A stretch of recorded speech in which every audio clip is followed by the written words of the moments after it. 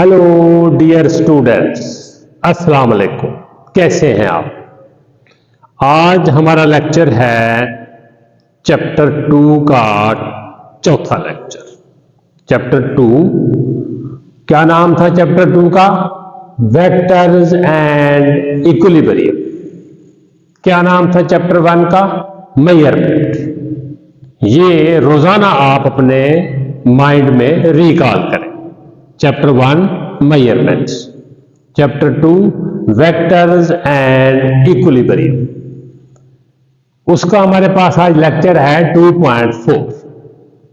Vector को जमा कैसे करते हैं? स्केलर को जमा करने का तरीका तो वही है जो आप पहली जमात से पढ़ते आ रहे हैं कि 2 किलोग्राम जमा 4 kilogram, answer is 6 kilogram. 2 metre जमा 4 मीटर, आंसर इज 6 मीटर। उसमें तो वही हिसाब और सिस्टम है जो आमतौर पे गिनती में होता है। स्केलर क्वांटिटीज में चूंकि सिमत की बात नहीं होती, सिमत का तज़करा नहीं होता, इसीलिए हम वहां 2 जमा 4 को 6 करते हैं। लेकिन वेक्टर में 2 जमा 4 6 भी हो सकता है, 2 जमा 4 2 भी हो सकता है, 2 जमा 4 कुछ भी हो सकता है, क्योंकि इसमें डायरेक्शन इन्वॉल्व। इसीलिए जरा आप थोड़ा सा अपने जो तवज्जो है वेक्टर के हवाले से उसको थोड़ा सा आपने मजीद आज फास्ट करना है। Addition of vector, graphical method. इसके 2 मेथड हैं, एक ग्राफिकल है, फिर ग्राफिकल से गुजरकर एक दूसरा है जिसको हम कहते हैं ट्रिग्नोमेट्रिक मेथड। जब हम डायरेक्ट ट्रिग्नोमेट्री पे जाते हैं तो उसमें हमें डायग्राम की जरूरत नहीं रहती, हम फार्मूले पे आ जाते हैं। ग्राफिकल में एक बड़ा मशहूर मेथड है हेड टू टेल रूल। ये देखें, हेड टू टेल रूल। एक वेक्टर ड्रा करें, दूसरा वेक्टर जब ड्रा करें पहले की हेड से स्टार्ट करें, जहां से स्टार्ट लेते हैं वो टेल। हेड टू टेल, पहले वेक्टर का हेड, दूसरे की टेल, दूसरे का हेड, तीसरे की टेल। जितने भी वेक्टर आप ऐड कर रहे हैं डायरेक्शन को जहन में रखते हुए ड्रा आपने ऐसे करना है। Suppose we have 2 vector A and B. ये हमारे पास 2 वेक्टर हैं, हम एक मिसाल से अपनी बात समझाना चाहते हैं, ए एंड बी। अब आप देखें हमने जमा किया, ये वेक्टर ए इसका हेड है, बी इसके हेड से शुरू हो रहा है, head of A tail of B, head to tail. ये ए और ये बी। रिजल्टेंट कैसे होगा? बचा हुआ क्या है? फर्स्ट की टेल बची हुई है, लास्ट का हेड बचा हुआ है। Join the tail of first with the head of last। ये देखें, ये रिजल्टेंट की टेल और ये रिजल्टेंट का head. R is equal to A plus B. आपने ए ड्रा किया है, फिर बी ड्रा किया है। ये भी हो सकता है कि आप पहले बी ड्रा करें। ये देखें, ये बी है, तरीका वही रहेगा, हेड टू टेल, बी का हेड, ए की टेल। ये क्या हो जाएगा? B plus A, answer is R। R is equal to A plus B, R is equal to B plus A. इसका क्या मकसद है? इसका मकसद है ए प्लस बी बराबर है बी प्लस ए। ए को पहले लिखें या बी को, कोई फर्क नहीं। इस तरतीब को बदलने से जवाब में फर्क ना पड़े, इस खसूसियत को कहते हैं कम्यूटेटिव प्रॉपर्टी। क्या कहते हैं? Commutative property. So addition of vector is commutative. गौर करें, जब कोई आपसे कहे कि addition of vector is commutative, इसका मकसद क्या है? Addition of vector is commutative, इसका मकसद क्या है? इसका मकसद है ए प्लस बी लिखे या बी प्लस ए लिखे, तो जवाब एक जैसा आएगा। सो वी से एडिशन इज कम्यूटेड। ये तो था ग्राफिकल मेथड, वेरी सिंपल। जितने वेक्टर भी आप चाहें इस तरीके से जमा कर सकते हैं, रिजल्टेंट एक है। दूसरा है vector addition by rectangular component, ये ट्रिग्नोमेट्रिक मेथड है। आगाज हम ऐसे करेंगे, दो वेक्टर हैं ए और बी, ए बना रहा है एंगल θ1, बी बना रहा है विद एक्स एक्सिस θ2। अब इनको जमा करें। ये आपने ए को ड्रा किया, ए के हेड से बी को ड्रा किया, फिर देखें फर्स्ट की टेल और लास्ट का हेड मिला दिया। R is the resultant of A and B. अब तरीका हम क्या कर रहे हैं, ये जो आर है हमारे पास, ये देखें ये आर है, इसके रेक्टेंगुलर कंपोनेंट हो गए आर एक्स और आर, ये आर एक्स हो गया, और ये आर, ये देखें आर वाई और ये आर एक्स। ये किसके कंपोनेंट हैं, आर के, रिजल्टेंट के। आर के कंपोनेंट आर एक्स और आर वाई। जरा गौर से देखना, हम ऐसे लिख सकते हैं R is equal to R X I plus R Y J, ऐसा लिख सकते हैं। फिर जरा देखें, ये जो आर एक्स है, यहां से यहां तक ए एक्स है, यहां से यहां तक बी एक्स है। आर एक्स इन दो का मजमुआ है। R X is equal to A X plus B X. R Y को देखें, R Y is equal to A Y plus B Y. ठहरे, यहां हम क्या कर रहे हैं, वेक्टर को ऐड कर रहे हैं उनके रेक्टेंगुलर कंपोनेंट की मदद से। पहले हमने डायरेक्ट लिख दिया था R is equal to A plus B, बस। अब हम R is equal to A plus B, R X A X plus B X, R Y A Y plus B Y. R X हमने I लगा दिया, जे लगा दिया। अब are की मैग्नीट्यूड कैसे है, आर एक्स स्क्वायर प्लस, हम पहले पढ़ चुके हैं कि कंपोनेंट दिए गए हों रेक्टेंगुलर कंपोनेंट, तो रिजल्टेंट कैसे हासिल करते हैं। रेक्टेंगुलर कंपोनेंट दिए गए हों तो रिजल्टेंट कैसे हासिल करते हैं, ये फार्मूला है, R equal to R X square plus R Y square. What is R X, ये देखें, ये आर एक्स है, ये यहां आर एक्स की जगह मैं ये लिख दिया।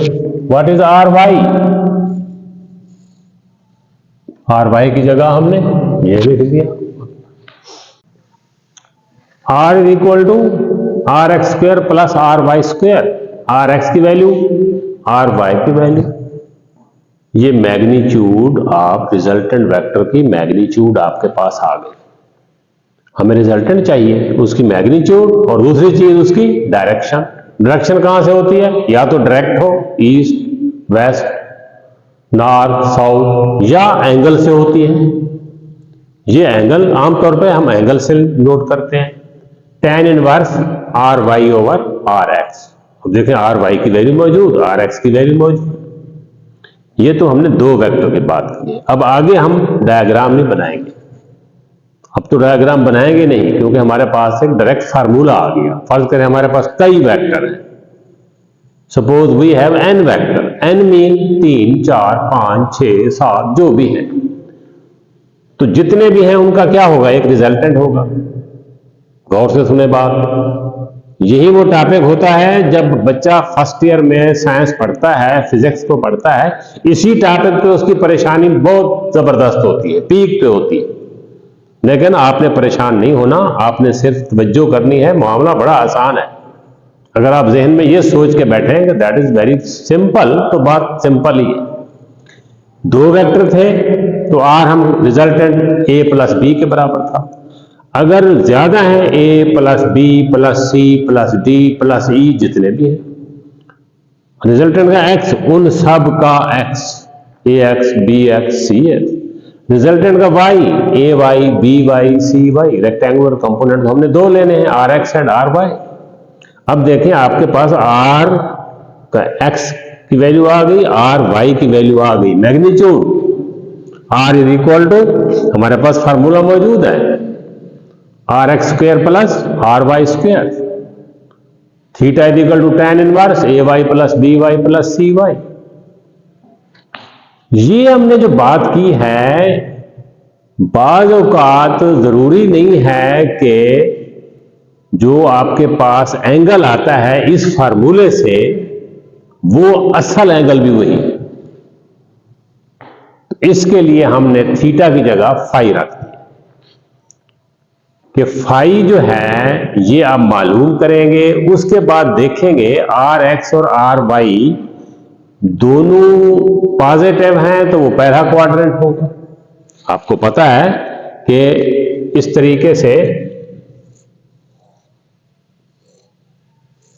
ये जो कोऑर्डिनेट एक्सिस हैं ये फर्स्ट क्वाड्रेंट है, ये सेकंड क्वाड्रेंट है, ये थर्ड क्वाड्रेंट है और ये फोर्थ क्वाड्रेंट है। यू नो ये वही मैट्रिक वाली ज्योमेट्री।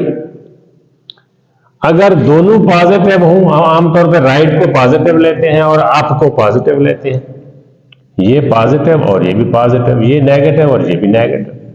अगर ये दोनों पॉजिटिव हैं तो ये फर्स्ट क्वाड्रेंट है। अगर एक पॉजिटिव है और एक नेगेटिव है, यानी y पॉजिटिव है और x नेगेटिव है, तो फिर आपका ये क्वाड्रेंट है। दोनों नेगेटिव वैल्यू आ जाती है तो आप यहां हैं, y नेगेटिव x पॉजिटिव तो आप यहां हैं। तो फिर आप हैं कहां? जो आपका एंगल आएगा वो फाई होगा, लेकिन असल एंगल हमने यहां से देखना होता है। यूं यूं है तो ऐसे, यूं है तो इस तरह, यूं है ये एंटी क्लॉकवाइज डायरेक्शन में हमने एंगल देखना होता है, वो थीटा है। ये यहां जो आपके पास एंगल आएगा ये फाई होगा, ये phi angle with X axis. तो इसीलिए आप ये फार्मूला यूज करेंगे जर्नल में। आर वाई और आर एक्स तो आपको मिल गए, ये आर वाई है और ये आर एक्स। मैग्नीट्यूड भी आपको मिल गई, कहां से? R X square plus R Y square. अब फाई आपने मालूम कर लिया। अब अगर आप हैं फर्स्ट क्वाड्रेंट में, कैसे पता चलेगा? दोनों पॉजिटिव होंगे, आर एक्स की वैल्यू पॉजिटिव, आर वाई की वैल्यू पॉजिटिव, तो आपका जो फाई आ रहा है वही आपका असल एंगल है। Theta is equal to phi. अगर आप सेकंड में हैं, कैसे पता चलेगा? एक्स नेगेटिव है, वाई पॉजिटिव है, तो आपका जो फाई आ रहा है वो ये है, थीटा आपका ये, तो फिर थीटा होगा 180 माइनस फाई। ये सारा होता है, ये सारा होता है 180, इसमें से ये माइनस कर देंगे तो ये बाकी बच जाएगा। अगर थर्ड क्वाड्रेंट में है तो आप देखें 180 को भी क्रॉस कर गए, अब प्लस फाई, 180 प्लस फाई। अगर आप फोर्थ क्वाड्रेंट में हैं, फाई आपका ये है, आप 270 को भी क्रॉस कर गए तो 360 में से इसको निकाल दो। ये आपने जरा इस पे तवज्जो करनी है, जोर लगाना है कि आप हैं कहां। इसका पता कैसे चलेगा कि आप कहां हैं? दोनों पॉजिटिव है तो फर्स्ट, एक्स नेगेटिव है तो आप सेकंड, दोनों नेगेटिव है तो थर्ड, वाई नेगेटिव है तो आप फोर्थ में है। फर्स्ट में है तो जो जवाब आ रहा है वही है, सेकंड में है तो 180 से उस जवाब को माइनस करें, थर्ड में है तो 180 में जमा करें, फोर्थ में है तो 360 से माइनस करें, जो आपका जवाब आ रहा है। तो आज हमने जो पढ़ा है वो है एडिशन ऑफ वेक्टर्स। दो तरीके हैं, एक ग्राफिकल मेथड है और दूसरा ग्राफिकल मेथड लीड करता है आगे किसकी तरफ जाते हैं? ट्रिग्नोमेट्रिक मेथड, जिन्हें उसमें फार्मूलों से हमारे पास वैल्यू आ जाती है। उम्मीद है कि आप इसको समझ रहे होंगे और इससे आप परेशान भी नहीं होंगे, तो मामला बहुत आसान हो जाएगा। Thank you very much.